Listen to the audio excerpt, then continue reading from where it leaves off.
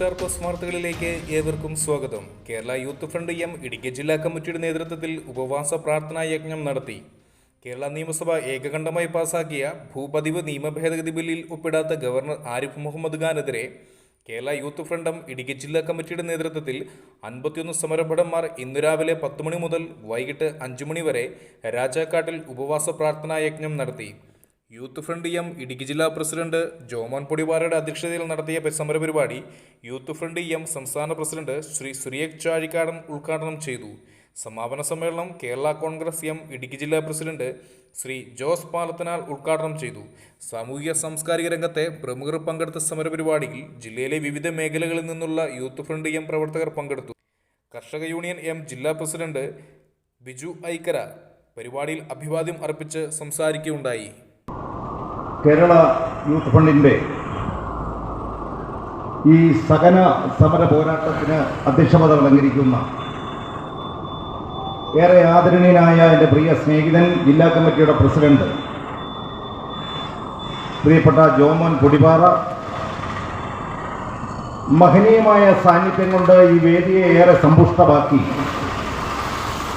ഇവിടെ എത്തിച്ചേർന്ന് ഈ സഹന സമരം ഔപചാരികമായി ഉദ്ഘാടനം ചെയ്ത എൻ്റെ പ്രിയ സ്നേഹിതൻ കേരള യൂത്ത് ഫണ്ട് സംസ്ഥാന കമ്മിറ്റിയുടെ ആദരണീയനായ പ്രസിഡന്റ് പ്രിയപ്പെട്ട സുരേഷ് ചാഴിക്കാടൻ, കേരള യൂത്ത് ഫണ്ട് ജില്ലാ കമ്മിറ്റിയുടെ ചുമതല വഹിക്കുന്ന പാർട്ടിയുടെ ആദരണീയനായ ജില്ലാ സെക്രട്ടറി പ്രിയപ്പെട്ട ഷിജോ തടത്തിൽ, കേരള കോൺഗ്രസ് പാർട്ടിയുടെ ആദരണീയനായ രാജാക്കാട് മണ്ഡലം കമ്മിറ്റിയുടെ പ്രസിഡന്റ് പ്രിയപ്പെട്ട സാജു വയലിൽ, സേനാപതി പാർട്ടി മണ്ഡലം കമ്മിറ്റിയുടെ പ്രിയപ്പെട്ട പ്രസിഡന്റ് ശ്രീ സണ്ണി ചെറുകരക്കുന്ന്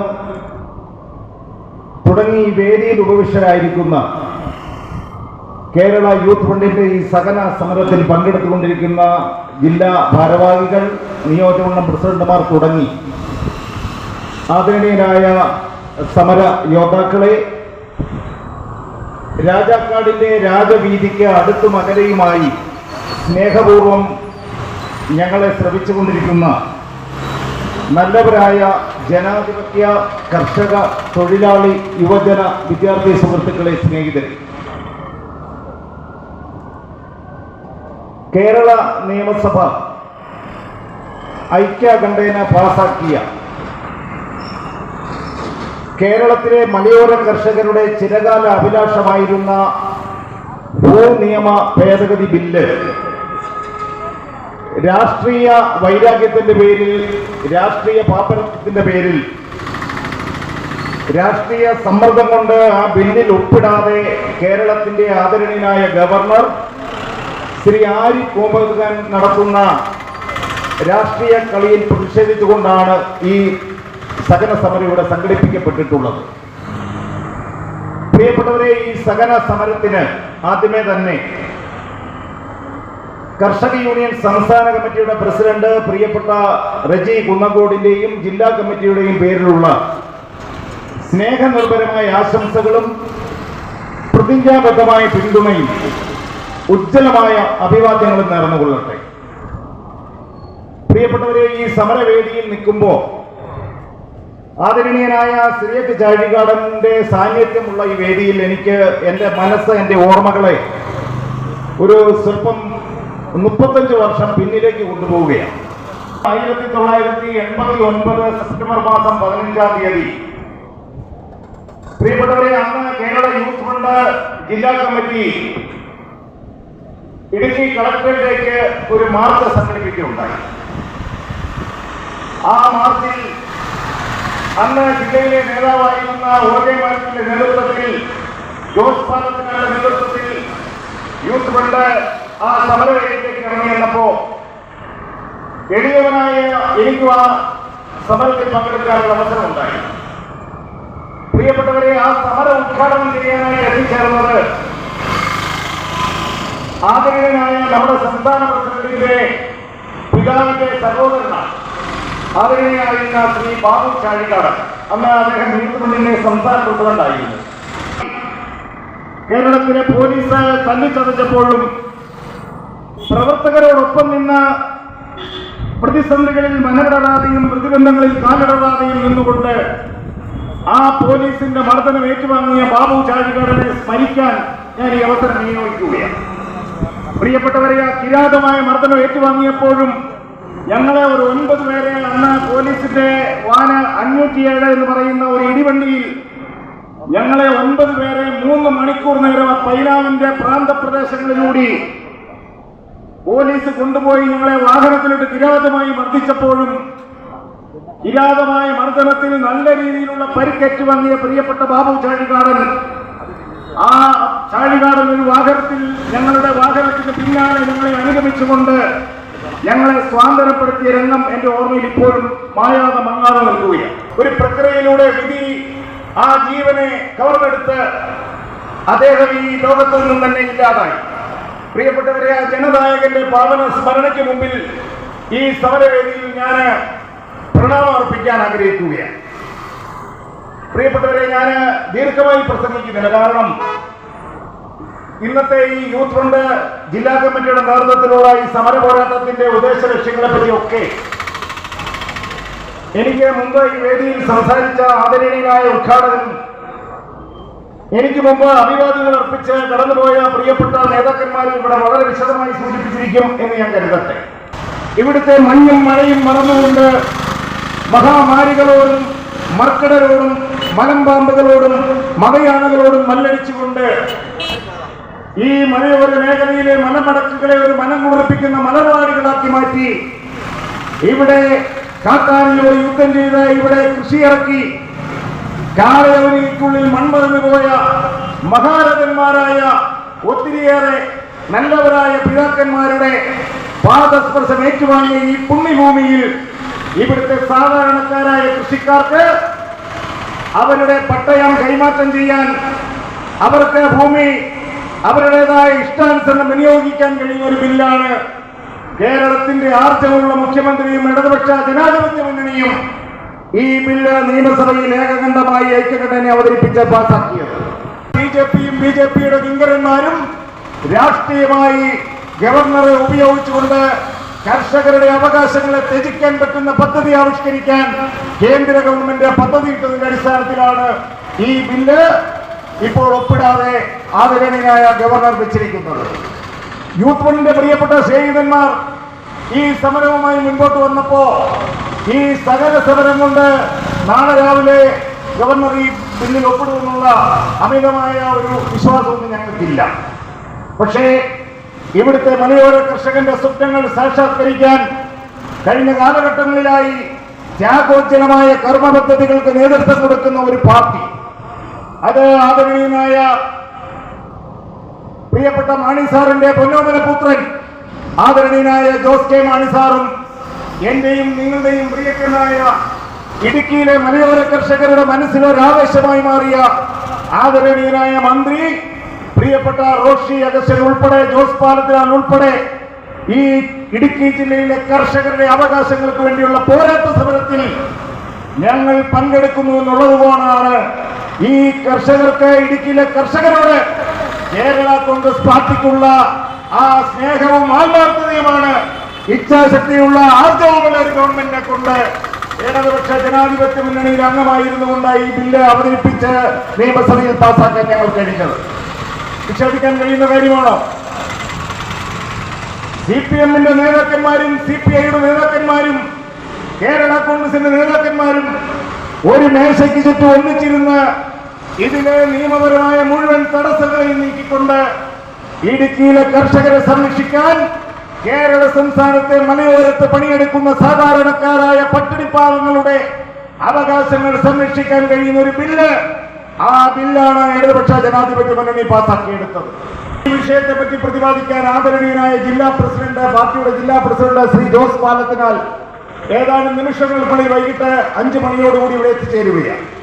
അദ്ദേഹം ഈ സമ്മേളനത്തിൽ ഈ വിഷയത്തെ പറ്റി കൂടുതൽ സംസാരിക്കും. പ്രിയപ്പെട്ടവരെ, ഞാൻ മറ്റ് ചില 1-2 കാര്യങ്ങളിലേക്കൊന്ന് കടന്നു പോകട്ടെ. കഴിഞ്ഞ ദിവസം നിങ്ങൾ കണ്ടു, ഈ ബില്ല് തടഞ്ഞു വെച്ചിരിക്കുന്നതിന്റെ ഭാഗമായിട്ട് തന്നെയാണ് ഈ രാജ്യത്ത് അധികാരത്തിലിരിക്കുന്ന BJP-യുടെ നേതൃത്വത്തിലുള്ള മോദിയുടെ ഗവൺമെന്റ് ഈ രാജ്യത്തെ സാധാരണക്കാരെ ജാതിയുടെയും മതത്തിന്റെയും വർഗത്തിന്റെയും വർണ്ണത്തിന്റെയും പേരിൽ വേർതിരിച്ചുകൊണ്ട് അവർക്ക് ജീവിക്കാൻ കഴിയാത്ത ഒരു സാഹചര്യത്തിലേക്ക് ഈ രാജ്യത്തെ കൊണ്ടെത്തിച്ചത്. വർഗീയതയുടെ പേരിൽ, ജാതീയതയുടെ പേരിൽ ഈ രാജ്യത്തെ വെട്ടിമുറിച്ചുകൊണ്ട് ഇവിടെ വിഭാഗീയത ഉണ്ടാക്കാൻ ശ്രമിക്കുന്ന ഒരു ഗവൺമെന്റ്, കേന്ദ്രത്തിൽ അധികാരത്തിലിരിക്കുന്ന BJPയുടെ ഗവൺമെന്റ്. കഴിഞ്ഞ ദിവസം നിങ്ങൾ വാർത്താ മാധ്യമങ്ങളിൽ കണ്ടു, കേരള ചരിത്രത്തിന്റെ ഏടുകളിൽ തങ്കലിപികളാൽ ആലേഖനം ചെയ്യപ്പെടേണ്ട രീതിയിൽ ഒരു സംസ്ഥാനത്തിന്റെ മുഖ്യമന്ത്രിയും മന്ത്രിമാരും കേന്ദ്ര ഭരണസ്ഥിരാ കേന്ദ്രമായ ഡൽഹിയിലേക്ക് സമരവുമായി കടന്നു ചെല്ലേണ്ട ഒരു സാഹചര്യം ഉണ്ടായി. എന്താണ് വിഷയം? കേന്ദ്രം കേരളത്തോട് അതിദാരുണമായ വിവേചനം രേഖപ്പെടുത്തുന്നു.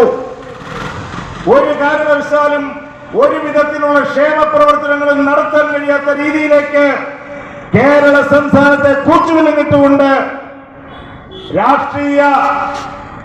രാഷ്ട്രീയപരമായ മ്ലേച്ഛപരമായ ഒരു രാഷ്ട്രീയ സമീപനത്തിന് കേന്ദ്ര ഗവൺമെന്റ് നേതൃത്വം കൊടുത്തുകൊണ്ടിരിക്കുന്നു. ₹2.80 ആ സംസ്ഥാനത്തിന് തിരികെ നൽകുന്നു കേന്ദ്രം. ബീഹാറിൽ നിന്നും ₹1 നികുതി പിരിക്കുമ്പോ ₹17.90 തിരിച്ചു നൽകുന്നു കേന്ദ്രം. പക്ഷേ നമ്മുടെ സംസ്ഥാനത്ത് നിന്നും ₹1 നികുതി പിടിക്കുമ്പോ വെറും 48 പൈസ മാത്രം നമുക്ക് തിരിച്ചു നൽകുന്നത് വിവേചനമാണെന്ന് ഇടതുപക്ഷ ജനാധിപത്യ മുന്നണി പറഞ്ഞാൽ എന്നെ സ്നേഹിക്കുന്ന പ്രിയപ്പെട്ട BJPയുടെ സ്നേഹിതന്മാർ, സഹപ്രവർത്തകർ, രാജാക്കോടുണ്ടെങ്കിൽ നിങ്ങൾക്ക് നിഷേധിക്കാൻ കഴിയുമോ? എത്രയോ മ്ലേച്ഛകരമായ ഒരു രാഷ്ട്രീയ സമീപനം BJPയുടെ ഗവൺമെന്റ് ഭരിക്കുന്ന സംസ്ഥാനങ്ങളിലേക്ക് എല്ലാവിധമായ ആനുകൂല്യങ്ങളും ഒഴുക്കിക്കൊണ്ടിരിക്കുന്ന ഒരു ഗവൺമെന്റ് കേന്ദ്രത്തിൽ അധികാരത്തിലിരിക്കുന്നു. പക്ഷേ ഒരു വിധത്തിലുള്ള ക്ഷേമ പ്രവർത്തനങ്ങളും സംഘടിപ്പിക്കാൻ കഴിയാത്ത ഒരു ദയനീയമായ ഒരു സാഹചര്യം ഈ രാജ്യത്തുണ്ടാക്കിയ ഒരു പാർട്ടിയാണ് BJPയുടെ നേതൃത്വത്തിൽ കേന്ദ്രത്തിൽ അധികാരത്തിലിരിക്കുന്ന മോദിയുടെ ഗവൺമെന്റ്. നിഷേധിക്കാൻ കഴിയുമോ? നിങ്ങൾക്കറിയാമല്ലോ, കഴിഞ്ഞ 2018-19 കേരളക്കരയെ ഞെട്ടിച്ചുകൊണ്ടുണ്ടായ പ്രളയം നിങ്ങളുടെ ഓർമ്മയിലുണ്ട്. ആ പ്രളയത്തെ നേരിട്ടത് അന്ന് കേരളം ഭരിക്കുന്ന ആർജവമുള്ള മുഖ്യമന്ത്രി സഖാവ് പിണറായി വിജയന്റെ നേതൃത്വത്തിൽ പാർലമെന്റ് നേതാക്കന്മാർ, വിവിധ കക്ഷി നേതാക്കന്മാർ, ആദരണീയനായ ജോസ് കെ മാണിയും റോഷി അഗസ്റ്റിനും കെ രാജനും ഉൾപ്പെടെയുള്ള മുന്നണിയുടെ നേതാക്കന്മാർ ഒരു മാലയിൽ കോർത്ത കണ്ണികൾ പോലെ ഒന്നിച്ചു നിന്നുകൊണ്ട് ഈ കേരള സംസ്ഥാനത്തെ ആലംബഹീനരെയും അവസരെയും രോഗികളെയും മാറോട് ചേർത്ത് പിടിച്ച് സംരക്ഷിച്ച ഒരു കാലഘട്ടമായിരുന്നു പ്രളയ കാലഘട്ടം. എല്ലാ രീതിയിലുള്ള ആളുകളെയും തന്റെ നെഞ്ചോട് ചേർത്ത്, മാറോട് ചേർത്ത് അവരെ ആശ്വസിപ്പിച്ച് പുതിയൊരു ഓജസ്സും തേജസ്സുമുള്ള കേരളം ഉണ്ടാക്കിയെടുത്ത ഗവൺമെന്റ്, ആ ഗവൺമെന്റ് ഇടതുപക്ഷ ജനാധിപത്യ മുന്നണിയുടെ ഗവൺമെന്റാണ്. നിഷേധിക്കാൻ കഴിയുന്ന കാര്യമാണോ? ആ പ്രളയ കാലഘട്ടത്ത് നമുക്ക് ഭക്ഷണം നൽകുന്നതിന് വേണ്ടി കേന്ദ്രത്തിൽ നിന്നും അരി നൽകുകയുണ്ടായി. 89,540 മെട്രിക് ടൺ അരി ഈ സംസ്ഥാനത്തെ പ്രളയകാലത്ത് കേന്ദ്ര ഗവൺമെന്റ് തന്നു. പക്ഷേ 205.81 കോടി രൂപ ഈ പ്രളയ സമയത്ത് ഇത്രയും സാമ്പത്തിക ബാധ്യത ഈ ഗവൺമെന്റ് ഏറ്റുവാങ്ങി നിൽക്കുമ്പോഴും 205.81 കോടി രൂപ നമ്മളോട് തിരിച്ചു മേടിച്ച ഗവൺമെന്റാണ് കേന്ദ്രം ഭരിക്കുന്ന BJPയുടെ നേതൃത്വത്തിലുള്ള ഗവൺമെന്റ്. നിർഭാഗ്യകരമായ ഒരു രാഷ്ട്രീയ സമീപനത്തിനാണ്, വിവേചനപരമായ രാഷ്ട്രീയ സമീപനത്തിനാണ് കേന്ദ്ര ഗവൺമെന്റ് നേതൃത്വം കൊടുക്കുന്നത്.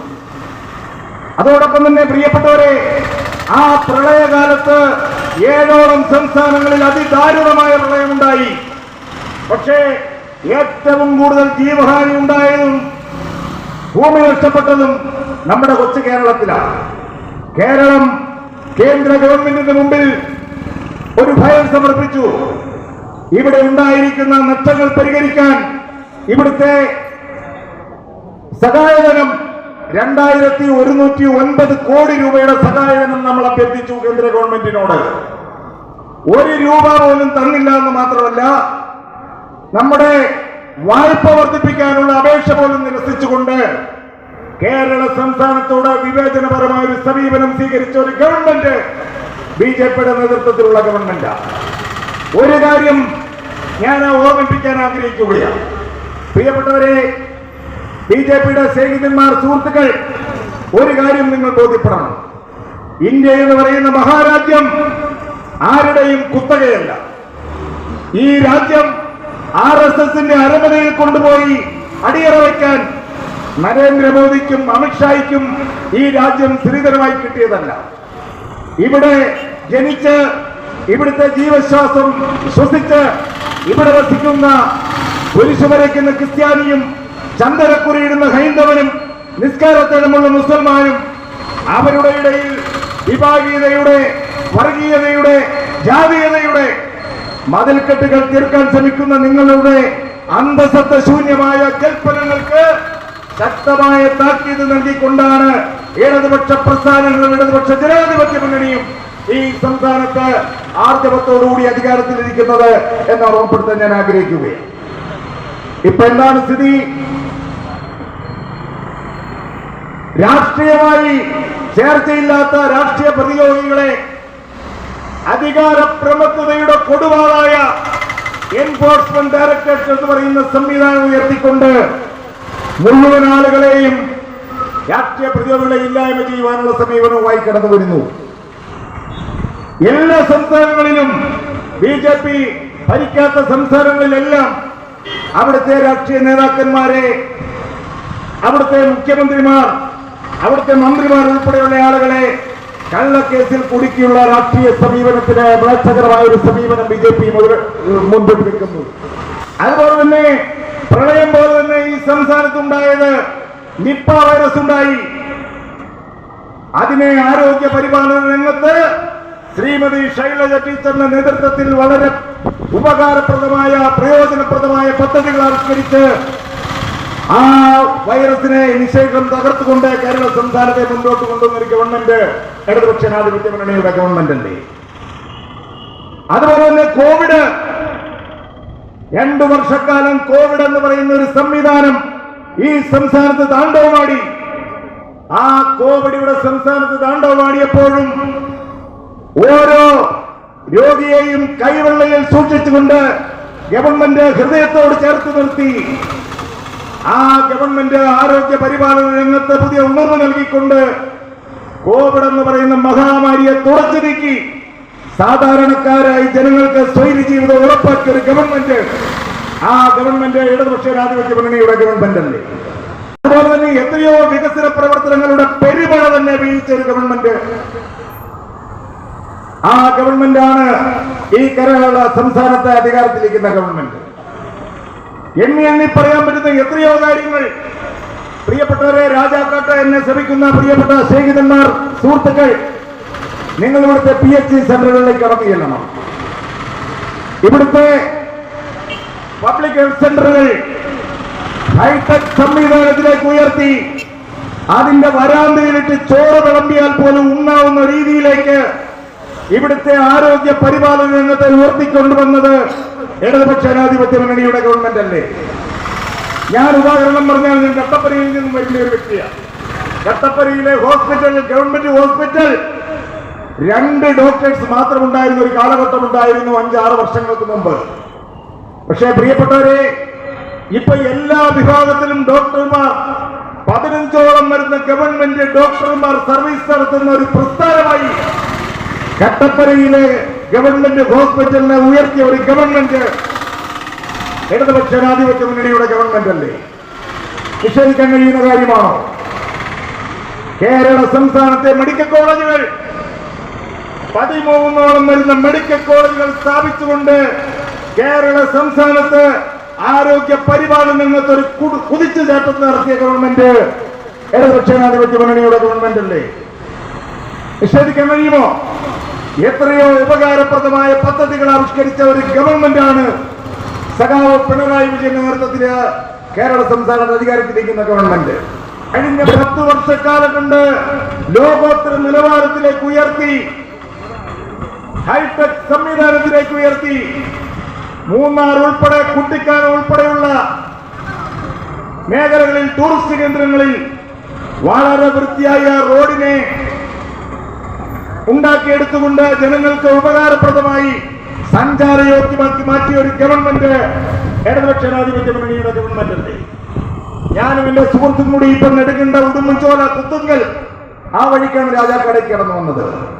ആദരണീയനായ മണിയാശാൻ അദ്ദേഹത്തിന്റെ പ്രവർത്തന ഫലമായി ഈ ഉടുമ്പൻചോല മണ്ഡലത്തിലെ മുഴുവൻ റോഡുകളും വളരെ വൃത്തിയായി ഇവിടുത്തെ സാധാരണക്കാരായ ജനങ്ങൾക്ക് വേണ്ടി പണി കഴിപ്പിച്ച ഒരു ഗവൺമെന്റ്. ആ ഗവൺമെന്റ് ഇടതുപക്ഷ ജനാധിപത്യ മുന്നണിയുടെ ഗവൺമെന്റ് അല്ലേ? നിഷേധിക്കാൻ കഴിയുന്ന കാര്യമാണോ? കുട്ടിക്കാനം കട്ടപ്പന റോഡ് നിങ്ങൾ പോയി നോക്കണം. കുറച്ച് പണികൾ കൂടി കഴിഞ്ഞാൽ 1 മണിക്കൂർ കൊണ്ട് കട്ടപ്പനയിൽ നിന്നും മുണ്ടക്കയത്തെത്താൻ പറ്റുന്ന ഒരു സാഹചര്യത്തിലേക്ക് ആ റോഡിനെ പരുവപ്പെടുത്തി എടുത്ത ഗവൺമെന്റ് ഇടതുപക്ഷ ജനാധിപത്യ മുന്നണിയുടെ ഗവൺമെന്റ് അല്ലേ? നിങ്ങൾ ഇടുക്കി നിയോജകമണ്ഡലത്തിലേക്ക് ചെല്ലുക. അവിടെ ആദരണീയനായ കേരളത്തിന്റെ പ്രഗത്ഭനായ മന്ത്രി ഞങ്ങളുടെ പ്രിയപ്പെട്ട നേതാവ് രാജശേഖർ സാറിന്റെ മണ്ഡലമാണ്. അവിടുത്തെ മണ്ഡലത്തിലെ മുഴുവൻ റോഡുകളും സഞ്ചാരയോഗ്യമാക്കി മുഴുവൻ സംവിധാനങ്ങളും ഉണ്ടാക്കി അവിടുത്തെ ജനങ്ങൾക്ക് വേണ്ടി പ്രവർത്തിക്കുന്ന ഒരു മന്ത്രിയും ഒരു ഗവൺമെന്റും ഇടതുപക്ഷ ജനാധിപത്യ മുന്നണിയുടെ ഗവൺമെന്റ് അല്ലേ? നിഷേധിക്കാൻ കഴിയുമോ?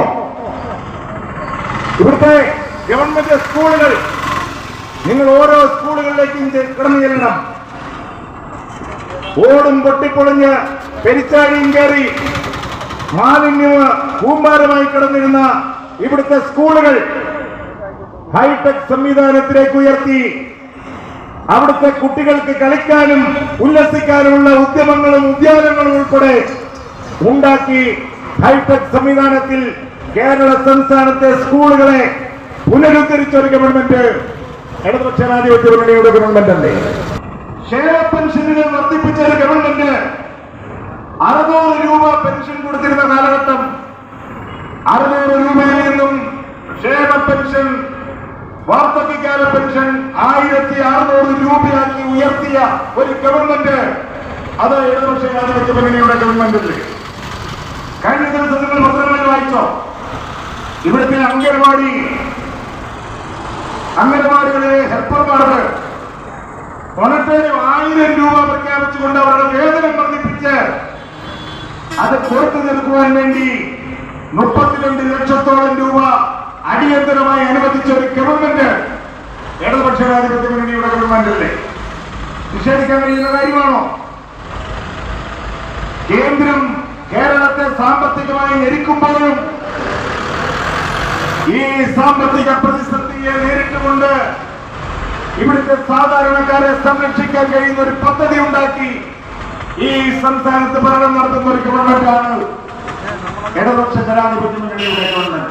ഇടതുപക്ഷ പ്രസ്ഥാനത്തെ തകർക്കാൻ ഈ മുന്നണിക്ക് നേതൃത്വം കൊടുക്കുന്ന പ്രിയപ്പെട്ട പിണറായി വിജയനെയും ആദരണീയനായ മുഖ്യമന്ത്രി പിണറായി വിജയനെയും അദ്ദേഹത്തിന്റെ മകളെയും കുടുംബത്തെയും ആക്ഷേപിച്ചുകൊണ്ട് ഇവിടെ കടന്നു വരുന്നത്.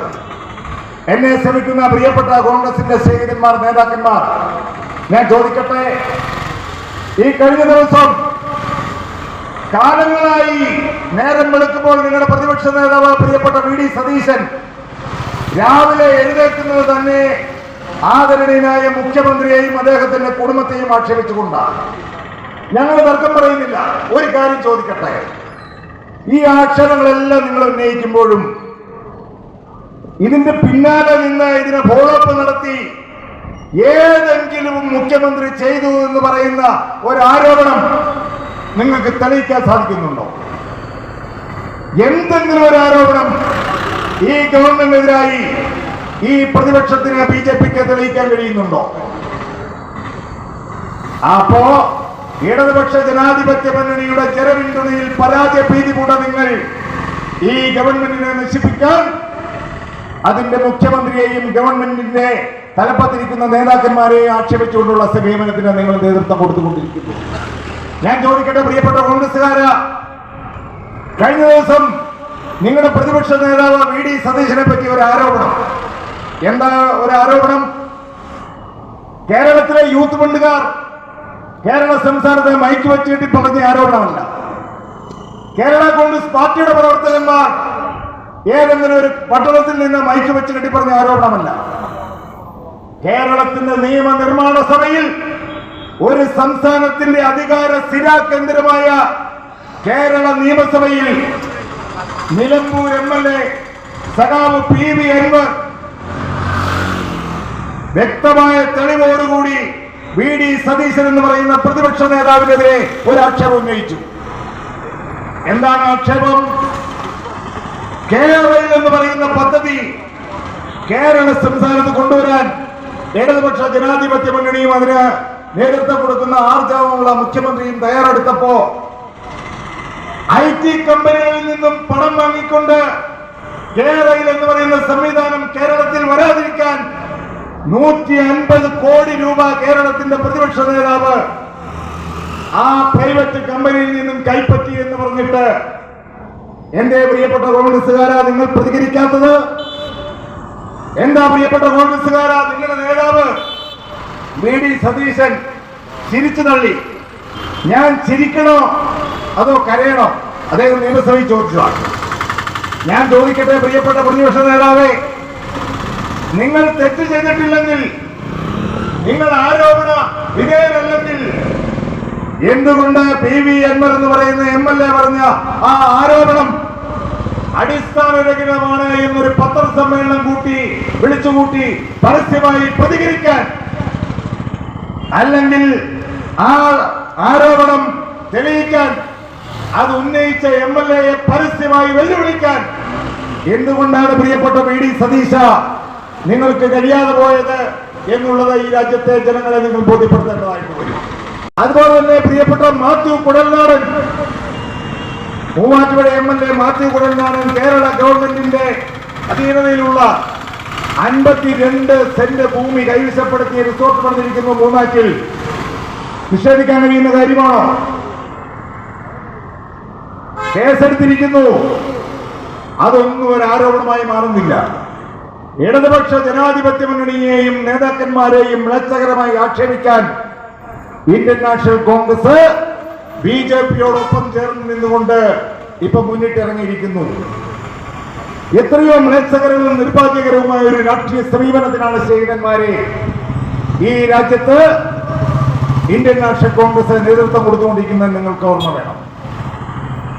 അതോടൊപ്പം തന്നെ പ്രിയപ്പെട്ടവരെ, ജനസദസ്സുമായി കേരള ചരിത്രത്തിൽ ആദ്യമായി കേരളത്തിലെ ജനങ്ങളെ വിശ്വാസത്തിലെടുത്തുകൊണ്ട് ജനങ്ങൾക്കിടയിലേക്ക് കേരളത്തിന്റെ മുഖ്യമന്ത്രിയും മന്ത്രിമാരും കടന്നുവന്ന് കേരള മന്ത്രിസഭ ഒന്നാകെ കടന്നുവന്ന നവകേരള സദസ്സിന്റെ മനോഹരമായ ഒരു ആശയം ഇടതുപക്ഷ ജനാധിപത്യ മുന്നണി അവതരിപ്പിച്ചു കേരളത്തിൽ.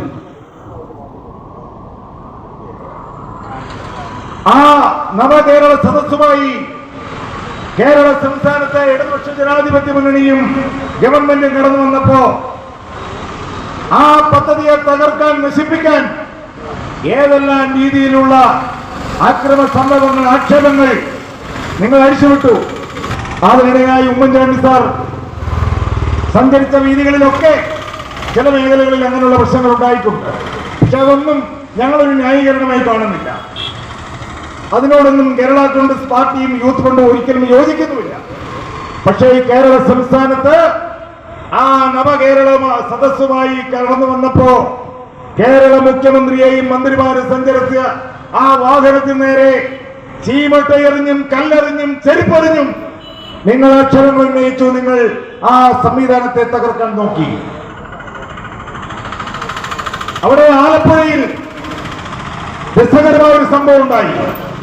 ഒരു വീട്ടിൽ അവന്റെ അമ്മയോടൊപ്പം ഭക്ഷണം കഴിച്ചുകൊണ്ടിരുന്ന അരയ്ക്ക് താഴോട് തളർന്ന ഒരു പാവപ്പെട്ട ചെറുപ്പക്കാരൻ ആ വീട്ടിലേക്ക് 3-4 യൂത്ത് കോൺഗ്രസുകാർ ഓടിച്ചെന്നു. ആ ചെറുപ്പക്കാരനെ എടുത്തുകൊണ്ടുപോയി. അമ്മ ചോദിച്ചു, എവിടെ കൊണ്ടുപോയി? ഇപ്പൊ കൊണ്ട് തരാമെന്ന് പറഞ്ഞു. ആ ചെറുപ്പക്കാരനെ എടുത്തുകൊണ്ടുപോയി മുഖ്യമന്ത്രിയും മന്ത്രിമാരും വരുന്ന റോഡിന്റെ നടുക്ക് വെച്ചു. എന്തായിരുന്നു ഉദ്ദേശം? മുഖ്യമന്ത്രിയുടെ വാഹന വ്യൂഹം കടന്നു വരുമ്പോ കാല് വയ്യാത്ത,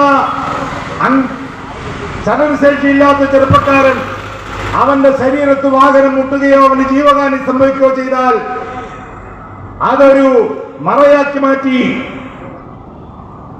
ഈ രാജ്യത്തെ കോലാഹലം ഉണ്ടാക്കാൻ ശ്രമിച്ച മ്ലേച്ഛകരമായ രാഷ്ട്രീയ സമീപനത്തിന് നേതൃത്വം കൊടുത്തവരാണ് പ്രിയപ്പെട്ടവരെ ഇവിടുത്തെ യൂത്ത് കോൺഗ്രസുകാർ.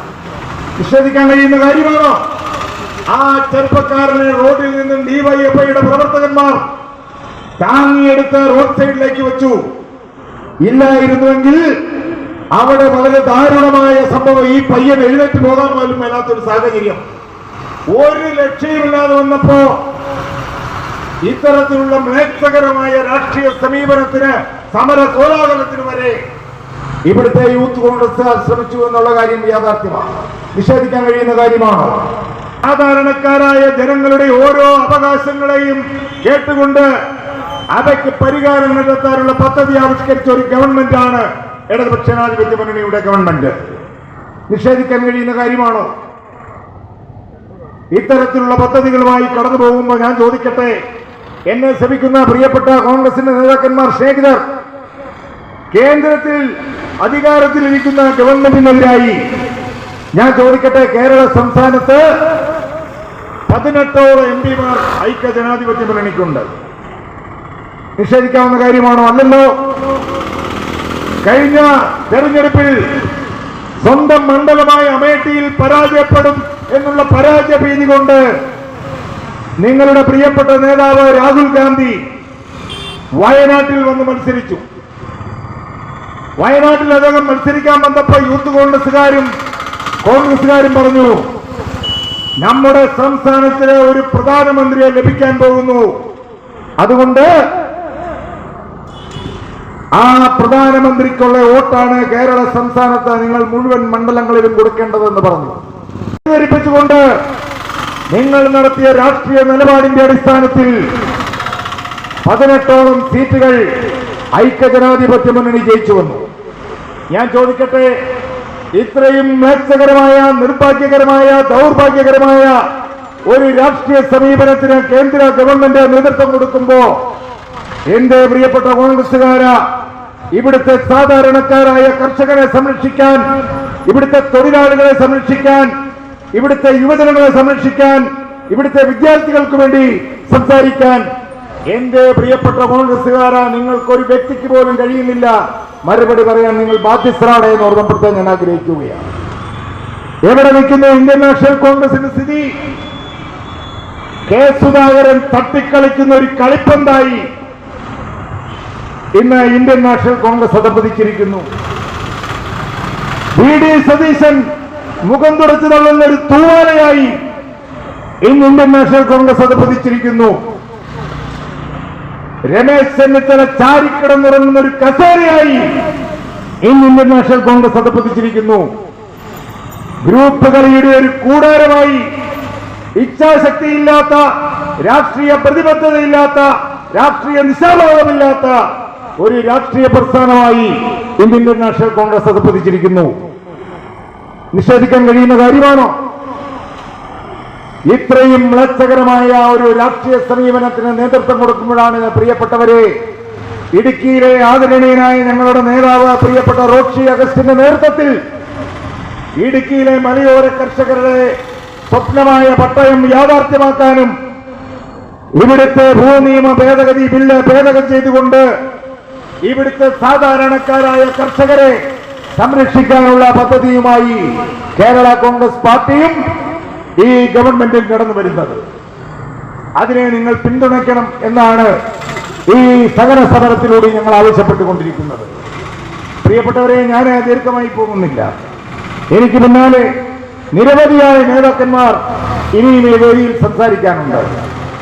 ഇടതുപക്ഷ ജനാധിപത്യ മുന്നണി മുൻപോട്ട് നടത്തുവാൻ പോകുന്ന സമര പോരാട്ടങ്ങളിൽ നിങ്ങളുടെ ഏവരുടെയും പിന്തുണ വിനയപൂർവ്വം ഞങ്ങൾ അഭ്യർത്ഥിക്കുകയാണ്. ഈ വരുന്ന തെരഞ്ഞെടുപ്പിൽ, പാർലമെന്റ് തെരഞ്ഞെടുപ്പിൽ ഇടതുപക്ഷ ജനാധിപത്യ മുന്നണി ശക്തമായ ഒരു നീക്കം നടത്താൻ പോവുകയാണ്. ഈ പാർലമെന്റ് തെരഞ്ഞെടുപ്പിൽ ഈ ആക്ഷേപങ്ങളെയും, ഈ അവസരവാദ രാഷ്ട്രീയത്തെയും, ഈ കിംബദന്തികളെയും, ഈ പരദോഷങ്ങളെയും എല്ലാം കാറ്റിൽ പറത്തി ഇടതുപക്ഷ ജനാധിപത്യ മുന്നണി ത്യാഗോജ്ജലമായ കർമ്മ പദ്ധതികൾ ആവിഷ്കരിച്ച് ഈ പാർലമെന്റ് തെരഞ്ഞെടുപ്പിനെ നേരിടാനായി പോവുകയാണ്. അപ്പോ ഞാൻ ഒരു കാര്യം കൂടി പറഞ്ഞ് അവസാനിപ്പിക്കട്ടെ. പ്രിയപ്പെട്ടവരെ, കഴിഞ്ഞ ദിവസം ഞാനും നിങ്ങളെയൊക്കെ വാർത്താ മാധ്യമങ്ങളിൽ ഒരു വാർത്ത കണ്ടു. കേരളത്തിലെ പഞ്ഞം മാറ്റാൻ കേന്ദ്ര ഗവൺമെന്റിന്റെ ഒരു പദ്ധതി, ഭാരത് അരി 29 രൂപ 40 പൈസ ഒരു കിലോയ്ക്ക് കൊടുത്താൽ ഭാരത് അരി ലഭിക്കും എന്നാ പറയുന്നത്. പ്രിയപ്പെട്ടവരെ, ഞാനിത് അറിഞ്ഞതിന് ശേഷം കട്ടപ്പനയിലുള്ള ഒരു 10-12 പലചരക്ക് കടകളിൽ ഞാൻ അന്വേഷിച്ചു. ഇങ്ങനെ ഒരു അരി കട്ടപ്പനയിലെ ഒരു വ്യാപാര സ്ഥാപനത്തിലും ഈ ഭാരത് എന്ന് പറയുന്ന ഒരു അരി എത്തിച്ചേർന്നിട്ടില്ല. എന്നെ ശ്രമിക്കുന്ന പ്രിയപ്പെട്ട രാജാക്കാട്ടെ വ്യാപാരികൾ, പലചരക്ക് വ്യാപാരികൾ, സ്നേഹിതന്മാർ, ഈ രാജാക്കാട്ട് ഞാൻ ഉണ്ടോ ഇല്ലെന്ന് എനിക്കറിയത്തില്ല, എങ്കിലും ഞാനൊരു 80% വിശ്വാസത്തിൽ ഞാൻ പറയുന്നു, ഈ രാജാക്കാട്ടെ ഒരു പലചരക്ക് കടയിൽ പോലും ഈ പൊന്നി അരി എന്നിവർ അവകാശപ്പെടുന്ന ഭാരത് അരി ഉണ്ടെന്ന് എനിക്ക് തോന്നുന്നില്ല. ഇവരെവിടെയാണ് ഇത് വിൽപ്പനയ്ക്ക് വെച്ചിരിക്കുന്നത്? നമ്മുടെ സുരേഷ് ഗോപി ചേട്ടൻ എടുക്കാൻ പോകുന്ന തൃശ്ശൂരാണ് ഇവർ ഈ അരി ഒരു വാഹനത്തിൽ കൊണ്ടുവന്ന് വിതരണം ചെയ്തു എന്ന് പറയുന്നത്. അവരവകാശപ്പെടുന്നു 150 ചാക്ക് അരി 1 മണിക്കൂർ കൊണ്ട് വിറ്റുപോയി എന്നാണ് പറയുന്നത്. ഞാൻ ചോദിക്കട്ടെ, പ്രിയപ്പെട്ട ബിജെപിയുടെ സ്നേഹിതന്മാർ, സുഹൃത്തുക്കൾ, നിങ്ങൾ രാജാക്കാട്ട് ഇവിടുത്തെ സിവിൽ സപ്ലൈസ് വഴി, ഇവിടുത്തെ പലചരക്കടകൾ വഴി, ഇവിടുത്തെ വ്യാപാര സ്ഥാപനങ്ങൾ വഴി നിങ്ങൾ ഈ 29 രൂപ 40 പൈസയ്ക്ക് നിങ്ങൾ അരി വിതരണം ചെയ്യുന്നുവെങ്കിൽ അത് മേടിക്കാൻ, ഭക്ഷിക്കാൻ ഈ മലയോരത്തെ സാധാരണക്കാർ തയ്യാറാണ്. പക്ഷേ ഇവിടെ കൊടുക്കാൻ നിങ്ങൾ കഴിയുന്നുണ്ടോ? ബിജെപിയുടെ സ്ഥാനാർത്ഥി സുരേഷ് ഗോപിയെ വിജയിപ്പിച്ചെടുക്കാൻ വേണ്ടി നിങ്ങൾ നടത്തുന്ന ഒരു രാഷ്ട്രീയ പ്രഹസനമാണ് ഈ ഭാരത് അരി എന്ന് പറയുന്ന സംവിധാനം. നിഷേധിക്കാൻ കഴിയുമോ? എത്രയോ നിർഭാഗ്യകരവും മ്ലേച്ഛകരവും ദൗർഭാഗ്യകരവുമായ ഒരു രാഷ്ട്രീയ സമീപനത്തിനാണ് പ്രിയപ്പെട്ട ബിജെപിയുടെ നേതാക്കന്മാർ, സുഹൃത്തുക്കൾ, നിങ്ങൾ ഈ രാജ്യത്ത് നേതൃത്വം കൊടുത്തുകൊണ്ടിരിക്കുന്നത്. ഒരു കാര്യം കേരള യൂത്ത് ഫണ്ടിന്റെ ഈ സമരവേദിയിൽ അസന്നിഗ്ധമായി ഞങ്ങൾ പ്രഖ്യാപിക്കാൻ ആഗ്രഹിക്കുകയാണ്. പ്രിയപ്പെട്ടവരെ, നിങ്ങൾ ഈ കേരള സംസ്ഥാനത്തെ 20 സീറ്റുകളിലും ജയിക്കില്ല എന്ന് മാത്രമല്ല ബിജെപി, നിങ്ങൾ ഈ പ്രതീക്ഷ വയ്ക്കുന്ന തൃശൂർ ലോക്സഭാ മണ്ഡലത്തിൽ വളരെ അസന്നിഗ്ധമായി ഞങ്ങൾ പറയുന്നു, നിങ്ങളുടെ സ്ഥാനാർത്ഥി 3ാം സ്ഥാനത്ത് പോകും എന്നുള്ള കാര്യത്തിൽ യാതൊരു സംശയവും വേണ്ട. ഇവിടുത്തെ ജാതീയതയ്ക്കെതിരായി, വർഗീയതയ്ക്കെതിരായി, ഇവിടുത്തെ സംവിധാനങ്ങൾക്ക്, നിങ്ങളുടെ ജാതി മത വർഗ വർണ്ണ കോമരങ്ങൾക്കെതിരായി ഇവിടുത്തെ ഇടതുപക്ഷ പ്രസ്ഥാനങ്ങൾ പ്രതിജ്ഞാബദ്ധമാണ് ഈ രാജ്യത്തെ, ഈ സംസ്ഥാനത്തെ ജനങ്ങളെ സംരക്ഷിക്കാൻ എന്നുള്ള സത്യം നിങ്ങൾ മനസ്സിലാക്കണം. പ്രിയപ്പെട്ടവരെ, അതുകൊണ്ട് ഈ സമരത്തിന് നിങ്ങളുടെ എല്ലാവരുടെയും പിന്തുണയുണ്ടാകണം എന്ന് വിനയപൂർവ്വം അഭ്യർത്ഥിച്ചുകൊണ്ട്, നാളുകളിൽ കേരള യൂത്ത് ഫണ്ടും കർഷക യൂണിയനും കേരള കോൺഗ്രസ് പാർട്ടിയും ഇവിടുത്തെ മലയോര കർഷകരുടെ അവകാശങ്ങൾ സംരക്ഷിക്കാൻ വേണ്ടി നടത്തുന്ന കർമ്മ പോരാട്ടങ്ങളിൽ നിങ്ങളുടെ ഏവരുടെയും സ്നേഹനിർഭരമായ പിന്തുണ ഉണ്ടാകണം എന്ന് വിനയപൂർവ്വം അഭ്യർത്ഥിച്ചുകൊണ്ട് എന്നെ ശ്രമിച്ച നിങ്ങൾക്ക് നന്ദി രേഖപ്പെടുത്തുന്നു. യൂത്ത് ഫണ്ടിന്റെ ധീരയോദ്ധാക്കൾക്ക്, പ്രിയപ്പെട്ട ജോമോൻ പടിവാരുടെ നേതൃത്വം നടക്കുന്ന ഈ ധർണാ സമരത്തിന് ഒരിക്കൽ കൂടി കേരള കർഷക യൂണിയന്റെയും കേരള കോൺഗ്രസ് പാർട്ടിയുടെയും എല്ലാവിധമായ അഭിവാദ്യങ്ങളും നേർന്നുകൊണ്ട് എന്നെ ശ്രമിച്ച് നിങ്ങൾക്ക് നന്ദി രേഖപ്പെടുത്തുന്നു. നന്ദി, നമസ്കാരം. ഭാരതം ജയിക്കട്ടെ.